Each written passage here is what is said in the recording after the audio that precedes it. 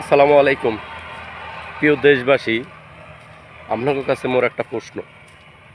মগো দেশের প্রধানমন্ত্রী যেভাবে সাধারণ মানুষের ভিতরে চলাফেরা করে, এই যেমন কিছুদিন আগে আপনার বিশ্ববিদ্যালয়ে উন্মুক্তভাবে প্রবেশ করছে, আসলে মোর অভিজ্ঞতায় মুই কই হ্যার এভাবে চলাফেরা করা ঠিক না। আপনারা কী করেন জানাইবেন।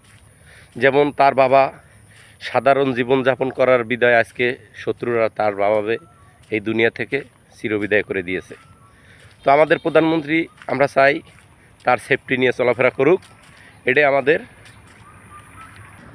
এটাই আমাদের সাধারণ জনগণের চাওয়া পাওয়া। একজন দেশের প্রধানমন্ত্রী কড়া নিরাপত্তায় থাকবে, বিদেশি শত্রুরা যাতে তার উপর কোনো আক্রমণ না করতে পারে। সবাই কমেন্টে জানাবেন। আমি মনে করি তার পিছনে শত্রুর কোনো অভাব নাই, বিশেষ করে শেখ হাসিনার মতন অনেক শত্রু আছে।